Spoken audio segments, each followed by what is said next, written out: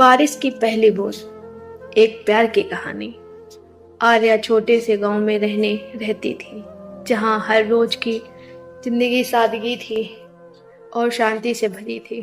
उसकी आंखों में सपनों की चमक थी और दिल में प्यार की उम्मीद।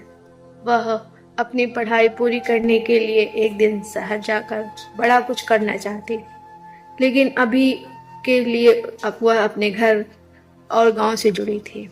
एक दिन गांव में आया आदित्य।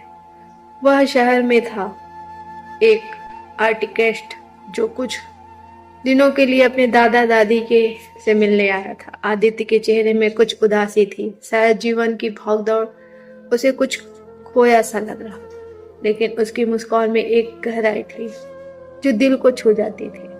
बारिश हो रही थी। आर्या छत पर खड़ी थी, बारिश की बूंदें महसूस कर रही थी। अचानक एक बूंद उसके गाल पर गिर गई। जैसे ही वह अंदर जाने लगी, आदित्य ने उसका हाथ पकड़कर कहा, रुक जाओ, बारिश की पहली बूंद सबसे खास होती है।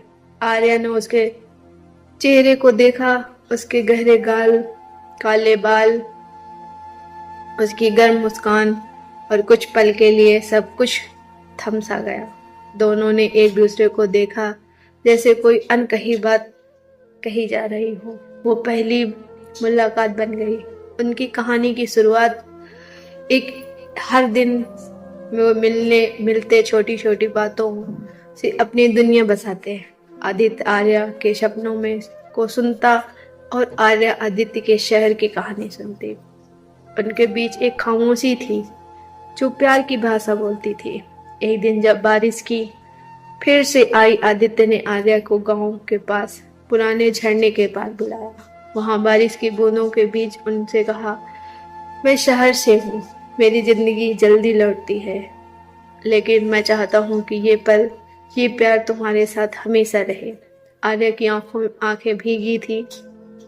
उसके धीरे से कहा, मैं जानती हूँ रास्ते दूर हैं, लेकिन दिल पास में हो तो दूरियां मायने नहीं रखती। उसका प्यार उस बारिश की पहली बूंद की तरह था, नाजुक, ताजा और सच्चा।